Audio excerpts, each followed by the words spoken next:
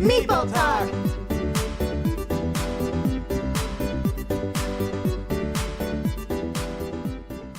Hi everyone, I'm Stephanie. And I'm Adam. And welcome to Meeple Talk. This time we are going to be talking about Robo Rally. So, Robo Rally is a game that came out in 1994 for about 3 to 8 players. I would say the play time is anywhere from a half hour to 2 hours, depending on how many players and how long the game takes. This game is about robots on a factory floor with all sorts of hazards trying to get the 3 flags, and they all have lasers and they're all shooting at each other. So it's a really fun game. A little bit chaotic, but good. Yeah, yes. So the reason I say it's a fun game, not because I'm just saying it's a fun game, because it's not a serious strategy game. No. It's a game where, it's kind of more like a party game is what I'm trying to say. So one of the things that determine the length of the game is that you'll see that we have a number of flags that we need to capture, and you can actually set up to 8 flags to capture. But how these robots move around the floor is that you're given a set number of cards, and I'll just show you here. Some of them are movement based, like moving to, rotating left or right, backing up. And so what you're doing essentially, based on the cards that you have available and the movements you have available, and also your placement on the board with the hazards nearby, you're trying to create your best combination of movements to get to the destination that you need to get to.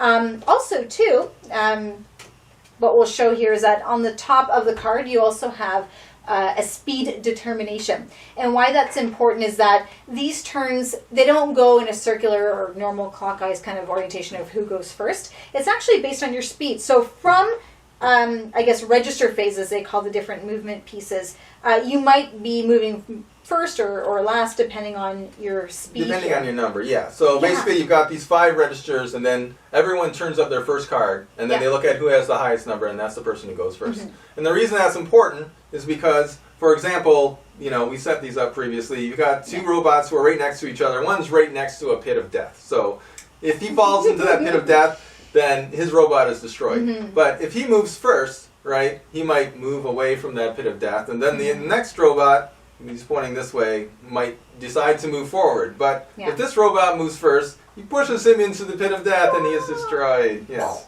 So, so that's always fun in this game. Now, since I mentioned that, I should also point out that you have 3 lives in the game. So when you get destroyed, you're not out of the game. It's not a horrible experience. And considering that this game was made in 1994, before the whole Eurogame thing where, everyone's always in the game until the end of the game. That's something that Eurogames kind of introduced to North America, I guess.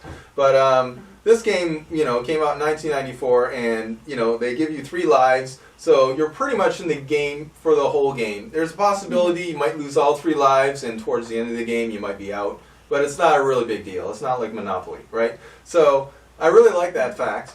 So the game is very forward-thinking. And also, too, when it comes to your best intentions with your planning, things will just happen. Either you may have miscalculated, or because someone made their move before or after you and pushed you in a different area that you didn't intend it. Sometimes you'll just find that throughout the rest of your particular turn, you're just going in completely different ways that you wanted to. But it's not the kind of game that it makes you frustrated. It's one of those things that because of the theme of the game, because, sometimes we joke with each other or make sound effects of robot, laser firings and things like that. It's the kind of game that even if bad stuff is happening to you, it's still kind of fun seeing how it all pans out. Just seeing all your best laid plans going to crap. So it's kind of neat that way. It's not a horrible feeling to be completely down and out. Now, some of the things that happen in the game is that we mentioned earlier, you'll have pits of death that you can fall into, but also you can sustain damage along the way as well. Either certain robots, every robot has a laser program to go forward, so depending on the layout and people's facings, you'll be shooting each other. And also the board itself will also have some areas where they'll have lasers on it too. And when that happens, you'll sustain some damage. And so these damage markers, they'll look like little alert yield signs, you'll start accumulating them on your board. And when you accumulate too many of them, well, that's a sign of death right there. But also when you sustain just just enough, what will happen is that your movement registers, you'll see them here. Don't even know how I'm moving in this turn.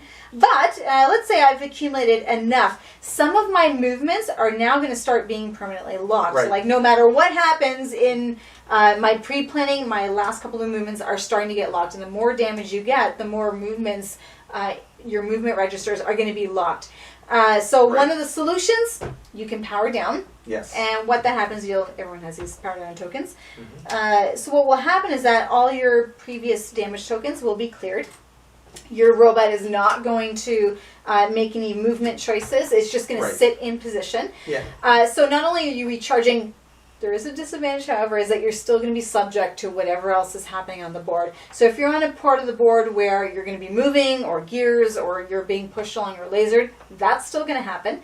You're also still going to be subject to laser firings from other members on the board. So you may still sustain damage while you're trying to heal yourself. Yes. But it is one of the ways to, I guess, free yourself up if you can heal in time.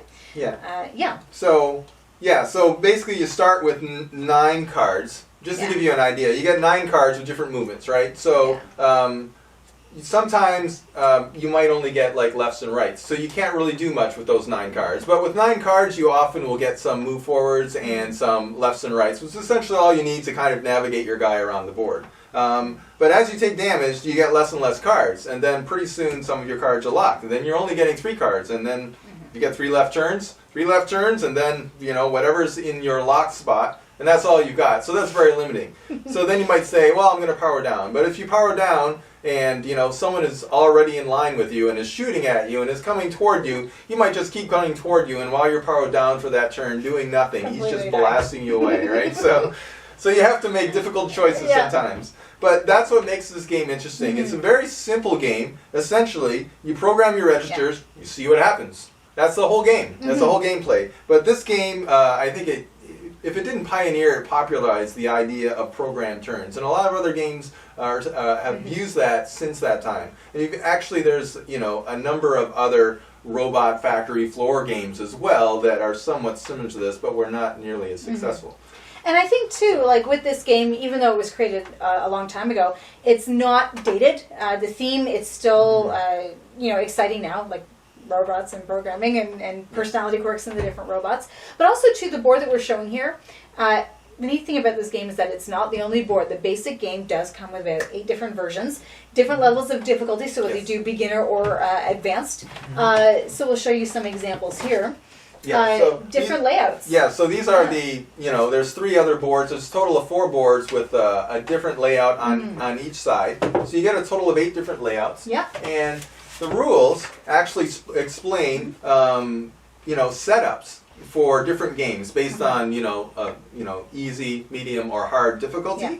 And sometimes you can set up 2 boards together. Sometimes you'll have 2 flags. Sometimes you have 4 flags or 5 flags. So it really gives you options for playing the game over and over in all kinds of different scenarios and really getting a lot more out of the game. So the replayability is really high. Yeah, and the other thing too that we like about it is that it allows you to customize it.